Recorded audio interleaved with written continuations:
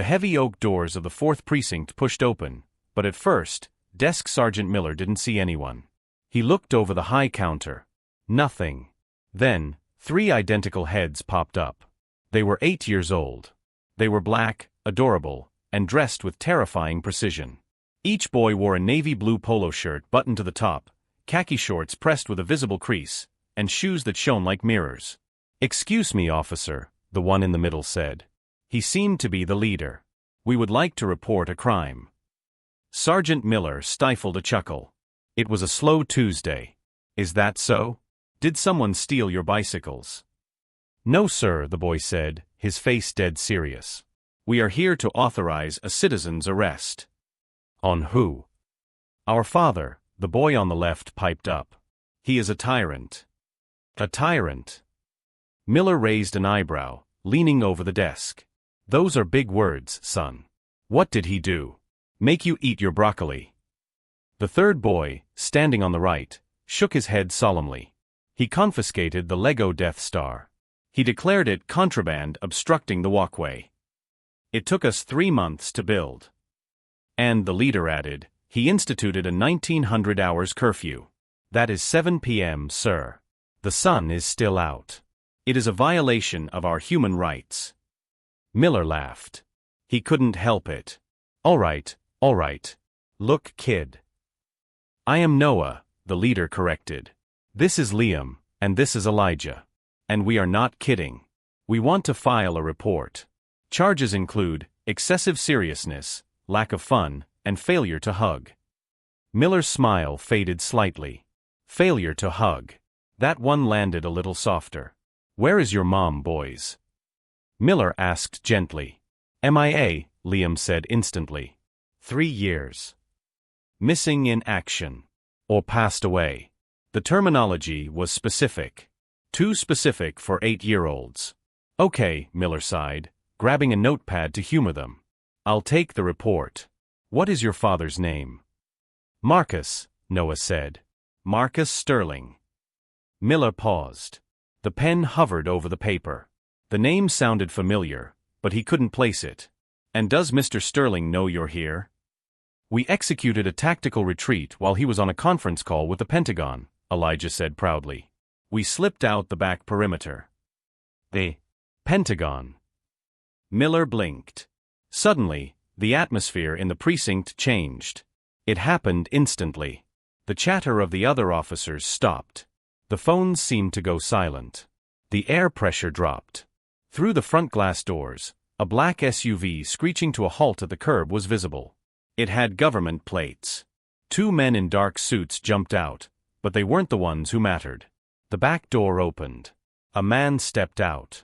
He was tall, easily 6'4". He was dark-skinned, built like a tank, and wearing a crisp gray military dress uniform with 4 stars on the shoulder. His chest was covered in ribbons. He put on a pair of aviator sunglasses, even though he was stepping inside, and adjusted his beret. He didn't walk, he marched. When he pushed through the precinct doors, every officer in the room, including the captain who had just walked out of his office, instinctively stood up. 2 veterans near the coffee machine snapped to attention. It was General Marcus Sterling, the Iron Eagle. The man who had led the peacekeeping missions in the East.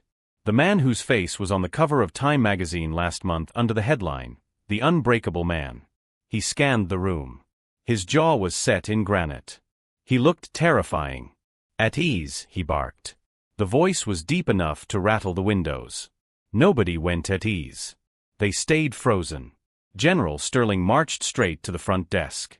Sergeant Miller swallowed hard, feeling like he was about to be court-martialed for breathing wrong. The general looked down at the 3 little boys. The boys didn't look scared. They looked annoyed. "Tactical retreat?" The general asked, his voice low and dangerous. Noah, the leader, crossed his arms. "We are whistleblowers, Father. You cannot silence the truth." "You went AWOL," the general said. "You left the perimeter without authorization. Do you know the protocol for unauthorized departure?" "Extra push-ups." Liam guessed, looking bored. "Grounding," the general corrected. "Until you are 30. He looked up at Sergeant Miller. Miller squeaked. General Sterling. Sir. An honor. They were just leaving. They were trying to arrest me, the general said flatly. He looked back at his sons. Get in the car. Now. No. Elijah shouted. It was the first crack in their discipline. We aren't going. We want to file the report. Officer. He pointed a small finger at a woman walking out of the break room. Help us. Officer Maya Brooks stopped. She was holding a donut and a coffee. She looked at the terrified room, the imposing general, and the three desperate little boys. Maya was new transfer. She didn't fear rank, she feared injustice. And she saw three kids who looked like they were starving for something that wasn't food. She walked over, wiping sugar off her lip. Is there a problem here? Maya asked, stepping between the general and the boys. The general looked down at her. He was used to people shrinking. Maya stood her ground. She was beautiful, with warm brown skin and eyes that didn't flinch, but she looked tiny next to him. This is a family matter, officer, the general said coldly. Stand down. Actually, Maya said, taking a sip of her coffee. If these citizens want to file a complaint, it's my duty to hear it. Even if the suspect outranks God. The room gasped. The general took off his sunglasses. His eyes were intense, intelligent, and currently, blazing with annoyance. Excuse me. You heard me, Maya said. She looked down at Noah. You said something about failure to hug? Affirmative, Noah said. Maya looked back up at the general. She pulled a pair of handcuffs off her belt, mostly for show, spinning them on her finger. Well, General, Maya smirked. In this station, neglecting the emotional welfare of a minor is a serious offense. I'm afraid I'm going to have to detain you, for questioning. The general stared at her. For a second, he looked like he might explode. Then, the triplet named Liam whispered loudly to his brother. She's pretty. Do you think she can take him? She has a taser, Noah whispered back. I like our odds. General Sterling looked at his sons. Then he looked at the defiant female officer blocking his path. For the first time in 10 years, he didn't know what the next move was. Strict parents, did they make you stronger, or did they just make you really good at hiding things? Tell us your story in the comments. The standoff in the precinct lasted for 10 agonizing seconds. General Sterling stared at Officer Maya Brooks. He was accustomed to negotiating with warlords and stubborn diplomats. He was not accustomed to a woman with donut sugar on her lip telling him he was under investigation for lack of hugs. You're joking, Marcus rumbled. Do I look like I'm joking? Maya countered. She leaned against the desk, crossing her arms. These three citizens have filed a formal complaint. Cruel and unusual boredom. Felony strictness. As a sworn officer of the law, I can't just release them back into a hostile environment without an assessment. Marcus looked at the captain of the precinct. The captain pretended to be very busy examining a stapler. He wasn't going to get involved. Fine, Marcus snapped, checking his watch. What do you want? A bribe? An autograph? I want a site visit, Maya said, grabbing her keys. I want to see the barracks. If it's as bad as they say, I'm calling child services. If they're exaggerating, well, I'll buy you a coffee. I don't drink coffee, Marcus said stiffly. It disturbs the adrenal rhythm. Of course it does, Maya muttered. She looked at the triplets. All right, SEAL team. Lead the way. I'm riding shotgun. The Sterling estate was not a house. It was a fortress of solitude disguised as a mansion. As Maya pulled her beat-up sedan into the driveway behind the general's black SUV, she shivered. The lawn was cut to military precision. The hedges were geometric cubes. There was not a single tricycle, ball, or chalk drawing in sight. Welcome to the base, Elijah whispered as they climbed out of the car. They walked inside. The foyer was breathtakingly expensive and breathtakingly cold. Marble floors. Gray walls. Abstract art that looked like twisted metal. It smelled of lemon pledge and silence. Shoes, Marcus barked. The three boys instantly dropped to the floor, unlacing their shoes with practiced speed. They placed them in a perfect row on a designated mat. Maya kicked her sneakers off and left them slightly crooked just to see Marcus's eye twitch. It did. "Tour time," Maya announced. "Show me the prison cells." The boys led her up the grand staircase. Marcus followed, hovering like a storm cloud. They opened the door to their bedroom. Maya gasped. It wasn't a bedroom, it was a barracks. 3 beds were made with corners so sharp they could cut glass. The duvet covers were plain gray. There were no posters on the walls. No piles of clothes. No Legos on the floor to step on. "Where is the stuff?" Maya asked, spinning around. "The toys? The comics? The dirty socks?"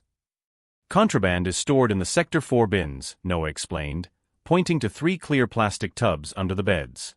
"We are allowed access between 1600 and 1700 hours. If grades are satisfactory."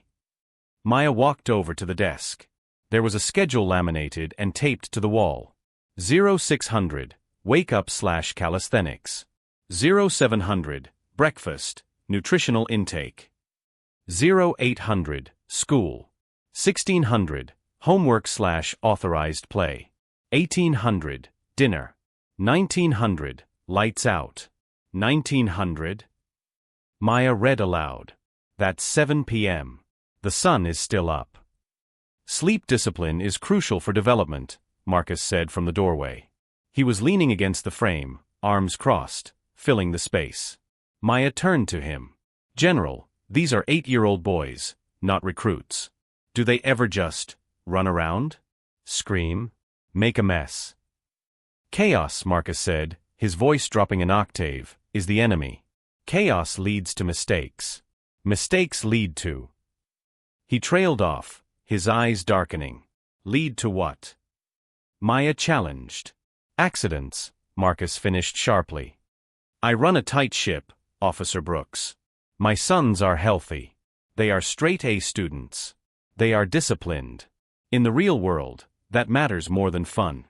They tried to arrest you," Maya reminded him softly. "So clearly, the strategy isn't working." She walked past him, out of the room. "I need a drink. Of water. Assuming hydration is authorized." In the kitchen, which looked like an operating theater, Maya leaned against the counter, watching Marcus pour 4 glasses of water. He didn't spill a drop. "Where is their mother?" Maya asked. She didn't look at him, she looked at the reflection in the stainless steel fridge. Marcus froze. The picture hovered in the air. "That is classified," he said automatically. "Not to the police," Maya bluffed. "Look, General. I see the way you look at them. You check the exits every time you enter a room. You track their movements. You aren't strict because you're mean. You're strict because you're terrified." Marcus set the pitcher down hard. The water sloshed. "My wife," Marcus said, his voice sounding like gravel grinding together, "loved chaos. She loved spontaneity. Let's go for a drive," she said. "Let's take the scenic route." It was raining. The road was slick. He gripped the counter until his knuckles turned white. "I wasn't driving," he whispered. "If I had been driving, I would have checked the tires. I would have checked the route. I would have been in control." Maya went silent. The grief in the room was suddenly so thick it was hard to breathe. The general facade was just armor plating over a wound that had never healed. He controlled everything because the one time he let go, he lost the love of his life. "Marcus," Maya said, using his first name. It sounded strange in the sterile kitchen. "You can't protect them from life. You're just stopping them from living it." "They are safe," Marcus insisted, though his voice wavered. "They are lonely," Maya corrected. "And so are you." Just then, the triplets marched into the kitchen. They stood in a row. "Officer Brooks," Noah said. "Have you completed your assessment? Are you taking him to jail?" Maya looked at the 3 hopeful faces. Then she looked at the broken man trying to be a stone wall. "No jail today, boys," Maya said. The boys' shoulders slumped. "However," Maya continued, a mischievous glint entering her eye, "I am sentencing the suspect to a diversion program." Marcus looked up, suspicious. "What does that mean?" "It means," Maya said, pulling a notepad out of her back pocket and scribbling on it, "that I am assigning you a probation officer." Me. And I am prescribing a mandatory rehabilitation course. She ripped the paper off and slapped it onto the general's chest. He looked down at it. In messy handwriting, it read, Operation Chaos. Objective, have fun. Start time, immediately.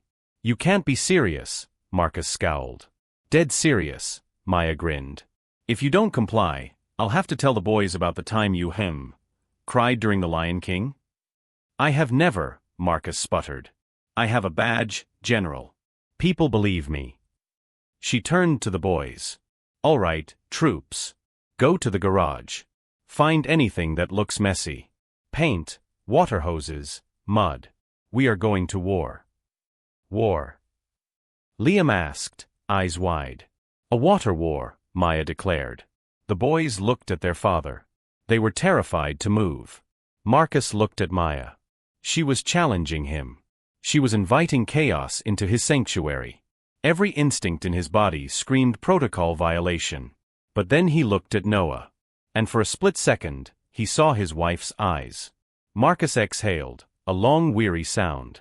He unbuttoned his cufflinks. He placed them on the counter.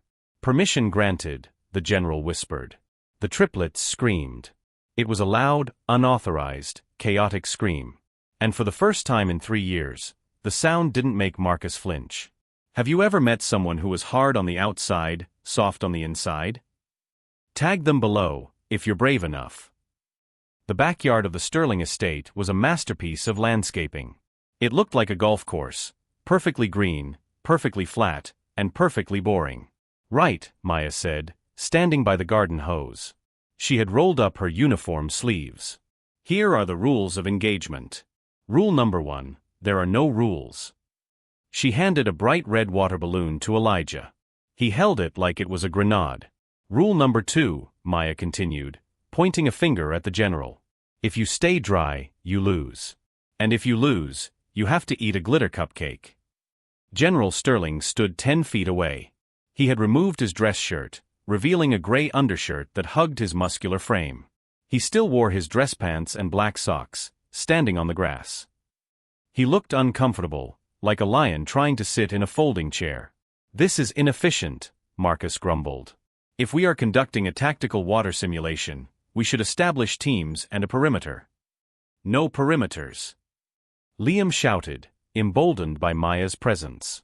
Just attack. Liam threw a yellow balloon. It sailed through the air, a wobbly, pathetic arc, and splashed harmlessly 3 feet in front of Marcus's toes. Marcus looked down at the wet spot on his immaculate grass. He looked up at his son. Poor trajectory, Marcus critiqued. You didn't account for the wind drag. Elevate your arm 45 degrees. Oh my God, Maya groaned. She picked up the hose. General? Shut up. She squeezed the trigger. A jet of cold water blasted Marcus squarely in the chest. The general gasped, stumbling back. The water soaked his undershirt instantly. He stood there, dripping, looking utterly shocked. The triplets gasped. They waited for the explosion. They waited for the yelling. Marcus wiped water from his eyes. He looked at Maya, who was grinning maniacally. He looked at his sons, who were trembling with a mix of terror and hope. Slowly, a corner of Marcus's mouth twitched. He bent down and picked up 2 water balloons from the bucket. Hostiles engaged, Marcus said, his voice deep and rumbling. He launched the first balloon. It didn't wobble. It was a laser-guided missile that hit Maya squarely on the shoulder, exploding in a burst of blue rubber and water. Oh, it is on. Maya yelled. Scramble. Noah screamed. For the next 20 minutes, the Sterling estate turned into a war zone. But it wasn't a war of silence and fear. It was a war of shrieks, splashes, and slipping on wet grass. The general was a terrifying opponent. He moved with military speed, dodging balloons like he was in the Matrix. But the sheer number of opponents overwhelmed him. Elijah managed to sneak up behind the hedges, a tactical flank, and dumped an entire bucket of water over his father's head. Marcus stood there, drenched from head to toe, water dripping off his nose. And then it happened. It started low in his chest, a rusty, unfamiliar rumble. Then it bubbled up. Marcus threw his head back and let out a loud, booming laugh. The sound stopped the triplets in their tracks. They lowered their balloons. They had heard their father give orders. They had heard him give speeches. They had never, not once in 3 years, heard him laugh. "Did you hear that?" Liam whispered to Noah. "Is he choking?" "No," Noah whispered back, eyes wide. "He's happy." Marcus wiped his face, grinning, a real grin that showed his teeth and crinkled the corners of his eyes. He looked at his boys. They weren't soldiers. They were soaking wet little boys with grass stains on their knees. He walked over to them. They flinched instinctively. Marcus dropped to his knees in the mud. He opened his arms. He didn't say report. He didn't say at ease. "Come here," he rasped. The triplets hesitated for 1 second, and then they launched themselves at him. 3 wet, shivering bodies collided with the general. Marcus squeezed them tight. He buried his face in their wet hair. He didn't care about the mud on his pants. He didn't care about the schedule. For the first time since the accident, the fear in his chest, the fear that if he held them too close, they would break, vanished. "I got you," Marcus whispered into the huddle. "I got you." Maya stood back near the patio, watching them. She was soaked, her hair plastered to her face, shivering slightly. But her heart felt warm. Mission accomplished, she thought. "Okay, squad," Marcus announced, standing up and lifting Elijah onto his shoulders effortlessly. "The sun is going down. Operation Hygiene is now in effect. That means hot showers and—" He paused, looking at Maya. "What comes after chaos?" "Pizza," Maya said. "Greasy, cheesy, unauthorized pizza." "Pizza," Marcus agreed. The boys cheered. Inside, the atmosphere had transformed. The boys were showered and in pajamas, mismatched ones for the first time. They were eating pizza out of the box on the living room floor, a felony offense under the old regime. Maya was drying her hair with a towel in the hallway. Marcus walked up to her. He was wearing dry clothes, sweatpants and a t-shirt. He looked 10 years younger. "Officer Brooks," Marcus said. "Maya." "General," she smiled. I owe you an apology," Marcus said, rubbing the back of his neck. "And a thank you. I didn't realize how much I had drifted." "You didn't drift," Maya said softly. "You dug a foxhole. But the war is over, Marcus. You can come out now." Marcus looked at her. The chemistry was sudden and intense. It wasn't just gratitude. It was the recognition of a fellow soldier, someone who understood duty, but chose life. "Stay for dinner?" Marcus asked. It was a plea. "I'd love to," Maya said. "But I have a shift at 0600.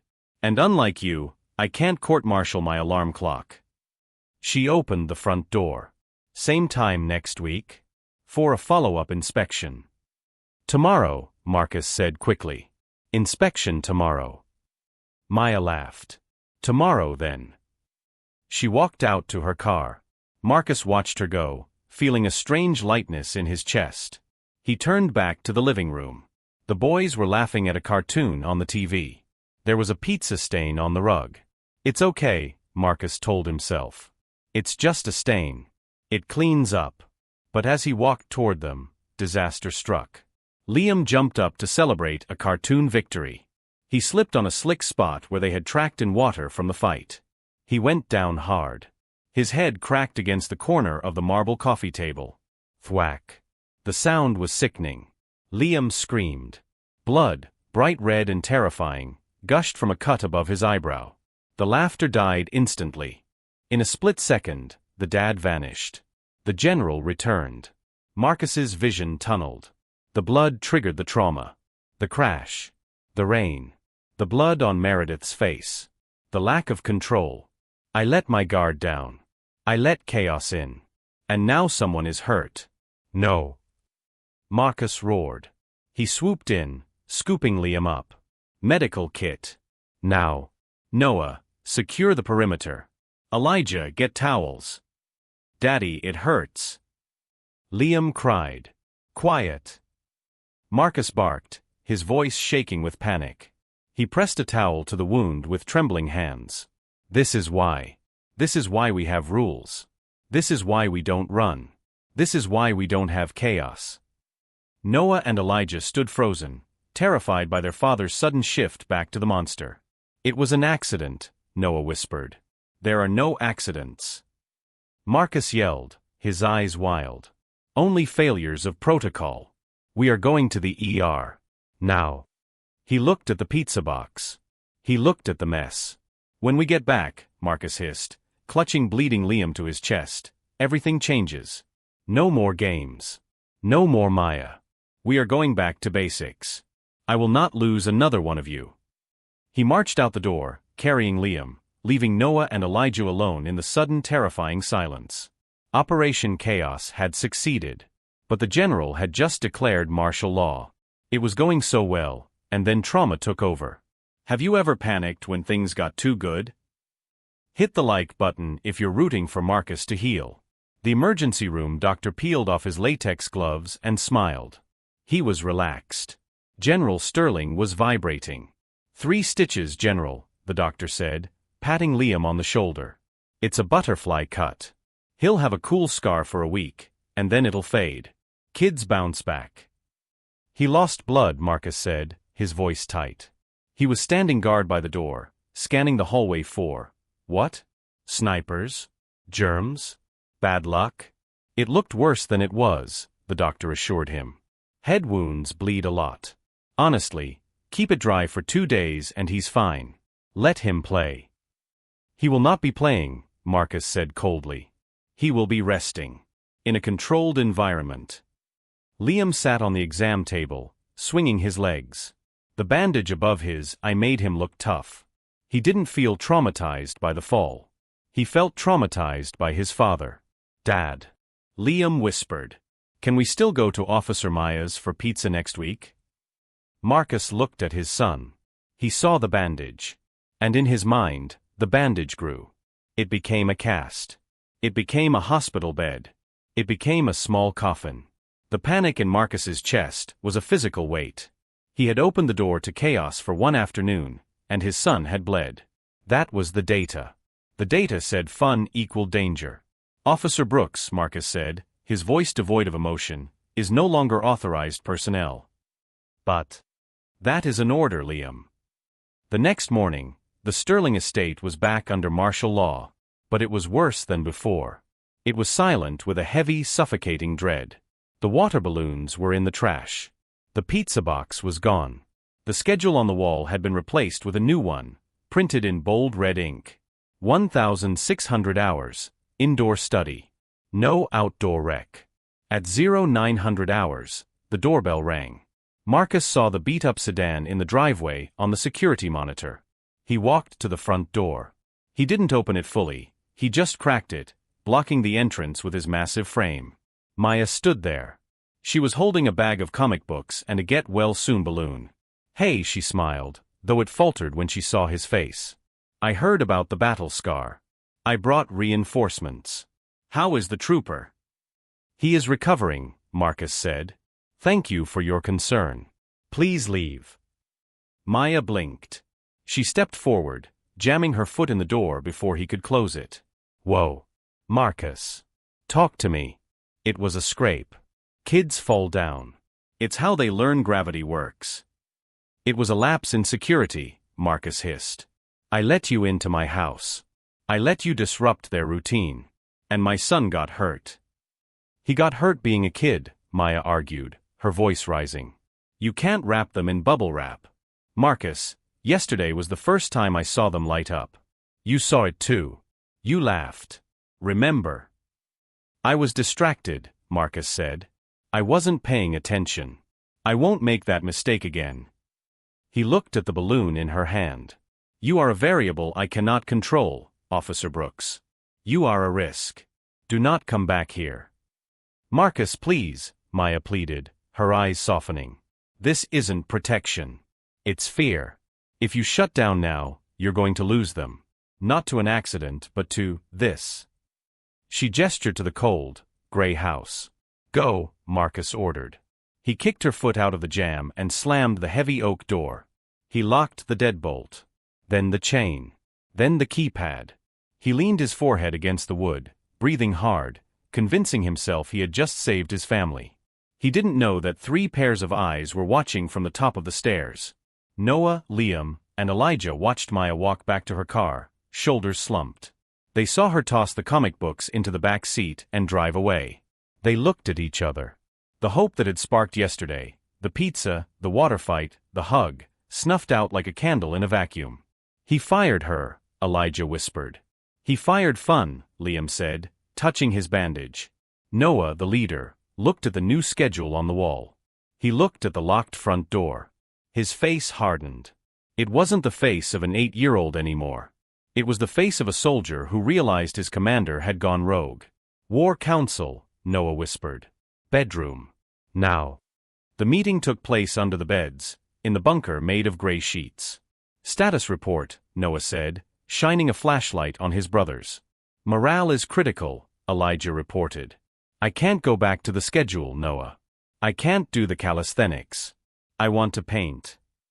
He thinks he's protecting us, Liam said, sounding older than his years. But he's just keeping us in a box. He is compromised, Noah agreed. The general is unable to execute his duties as a dad. We have no choice. Another citizen's arrest? Elijah asked. No, Noah shook his head. The police station didn't work. He outranked them. We need a new strategy. We need to go AWOL. Run away.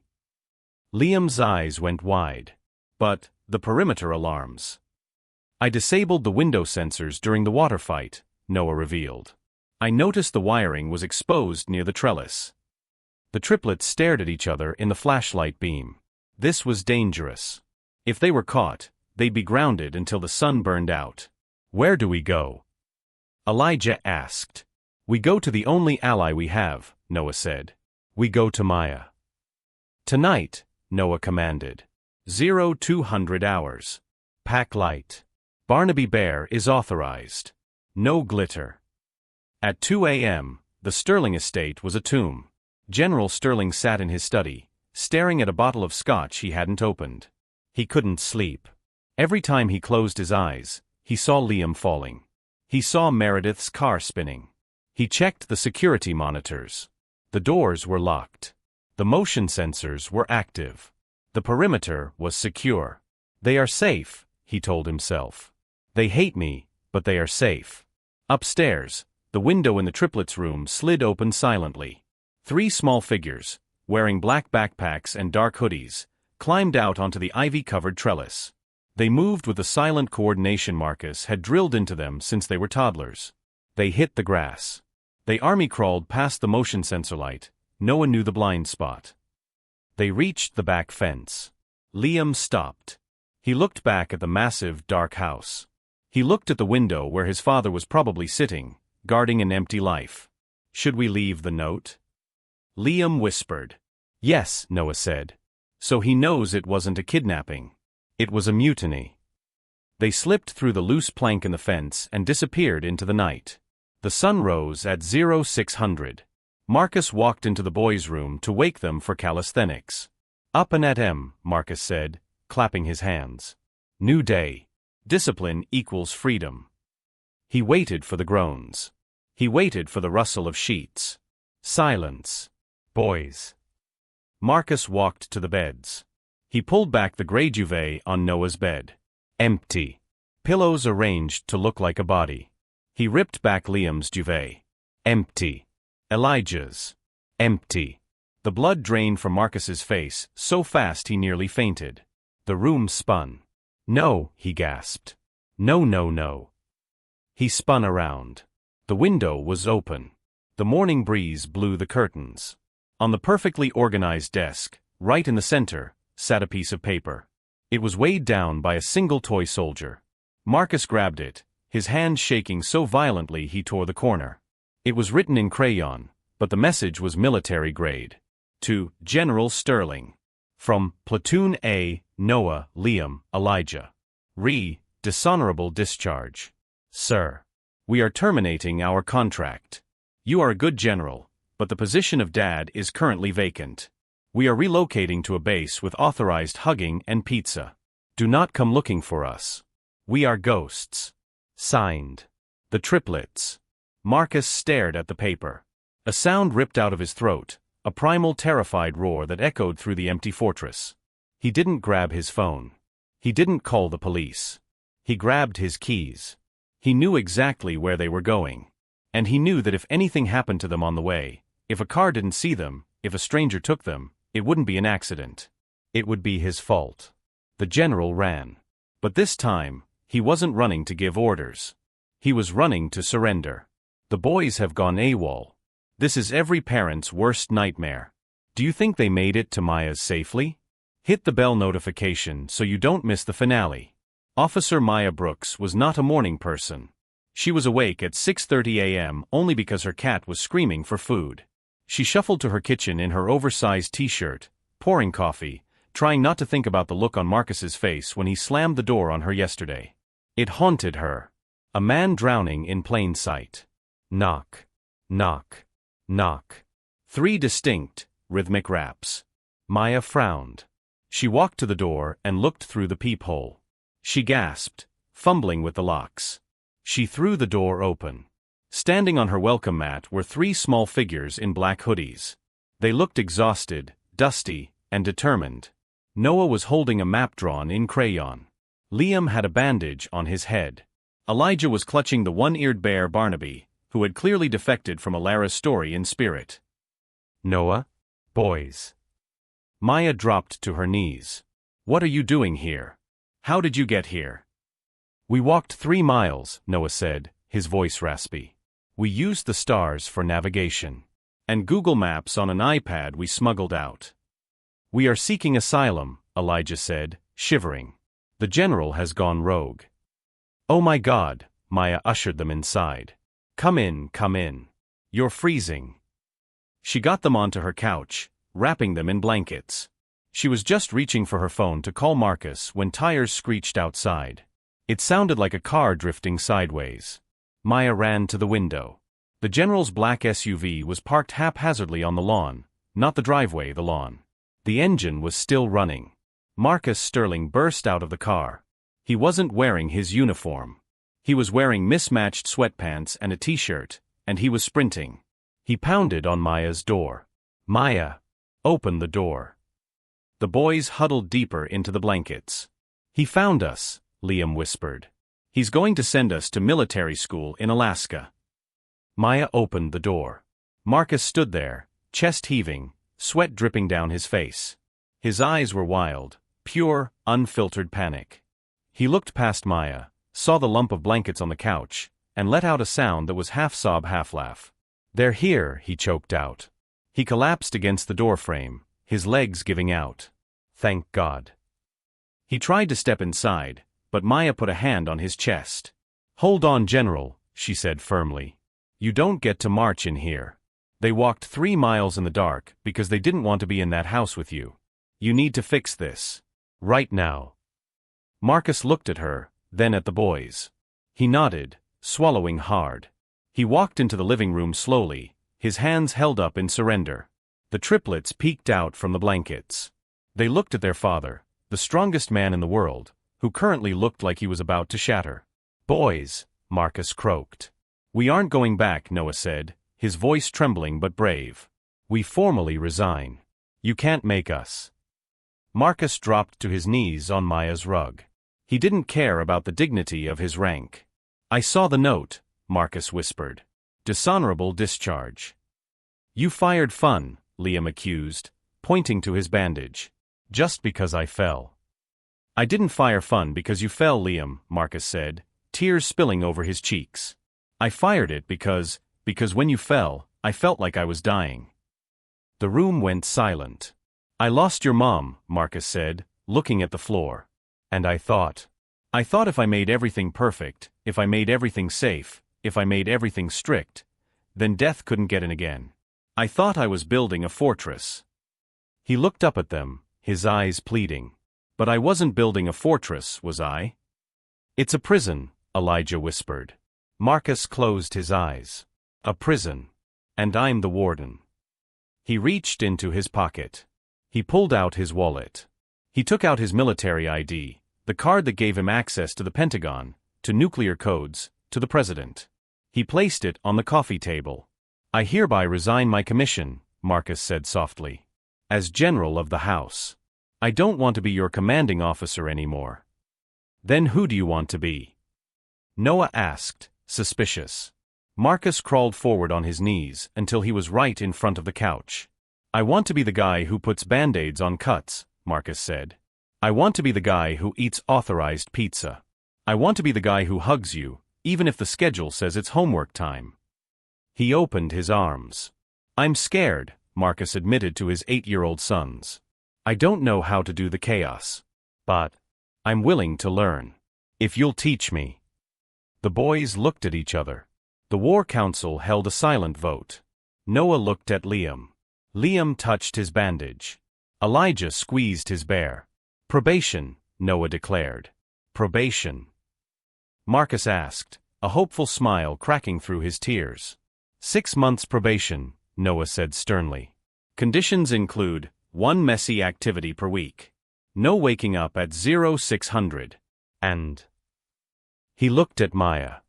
Officer Brooks has to supervise. Marcus looked at Maya. She was leaning against the kitchen counter, wiping her eyes. I think I can handle the paperwork, Maya smiled. Deal, Marcus said. The triplets threw off the blankets and tackled him. It wasn't a polite hug. It was a dog pile. Marcus fell back onto the rug, laughing as his sons climbed over him, messing up his hair, pulling at his shirt, creating absolute beautiful chaos. The Sterling estate still looked impressive from the outside. The hedges were trimmed. The lawn was green. But if you looked closely, you'd see a bright yellow slip and slide left out on the grass. Inside, the silence was gone. In the kitchen, General Marcus Sterling was currently losing a war. Dad. The batter is exploding. Liam yelled. Marcus was wearing an apron that said "Kiss the Cook." He was covered in pancake batter. The kitchen was a disaster zone. There were eggshells on the floor. There was flour on the ceiling. How? Stabilize the mixture. Marcus shouted, laughing. We need more blueberries. Elijah, deploy the fruit. Elijah dumped an entire bowl of blueberries into the bowl. Deployed. Noah sat at the counter, not doing math homework, but drawing a comic book titled The Adventures of General Dad.